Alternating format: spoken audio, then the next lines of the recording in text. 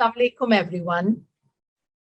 I'm a graduate from Fatma Jinnah Medical University, batch 96. My name is Fauzia Moyeen, an international diabetes educator, trainer, and CEO of Diabetes Wellness Center, Pakistan and Canada.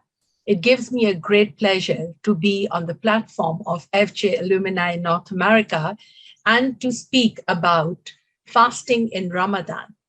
Here, I would like to first thank and congratulate all the executives of the Alumni North America for creating this channel to create awareness among our communities. Today, as I said, that we are going to talk about fasting and Ramadan.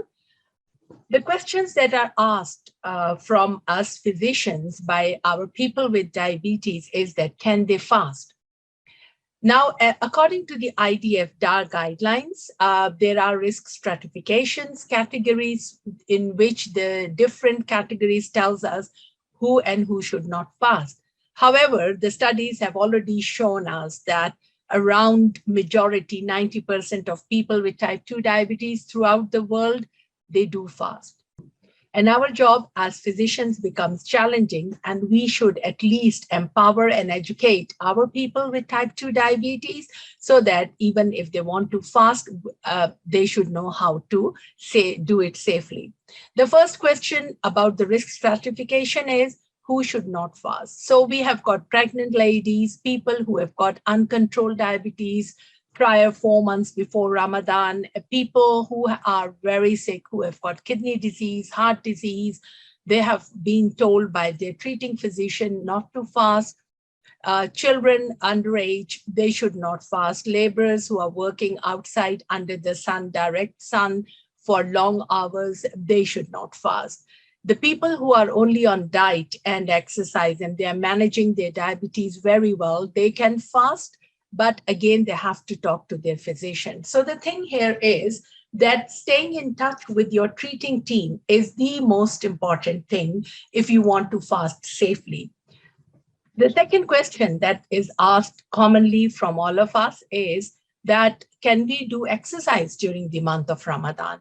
And the answer is yes. If you are performing your Taraweeh prayers, that is a complete exercise for people with type 2 diabetes. However, if you are not praying Taraweeh the way it has to be performed, then after 3 hours of your iftar, you can do your light exercises. But remember, do not overdo, especially in summer.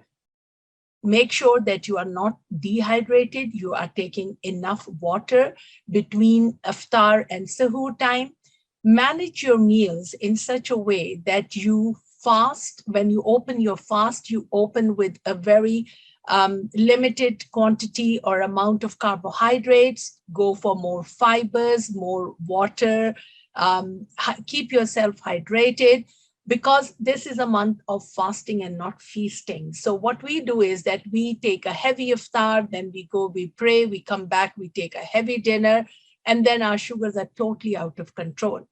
Try to stay in touch with your treating team and with your dietitian and nutritionist. Add high fiber, low glycemic index food in your diet. Try to spread out the snacks and make sure that you are eating well, properly, and drinking enough water. The other advice that we give is that for people with type 2 diabetes, eat as close to sahur time when it is about to close as possible to avoid any kind of hypoglycemia during the day.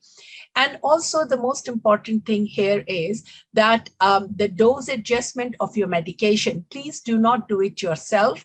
Go and ask your treating team if they discuss with them. And if they agree that, yes, you should fast, then please get your medicines adjusted, your oral tablets, your insulin dose, and during the month of Ramadan, do frequent self-monitoring of blood glucose.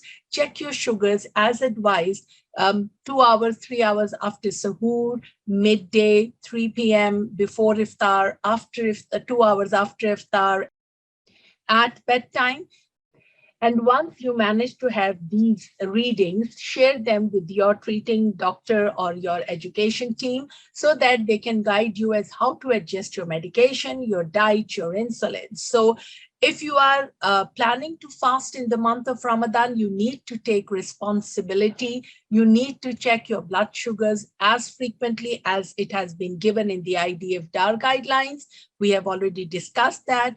Stay in touch with your doctor, with your physician. Keep yourself well hydrated.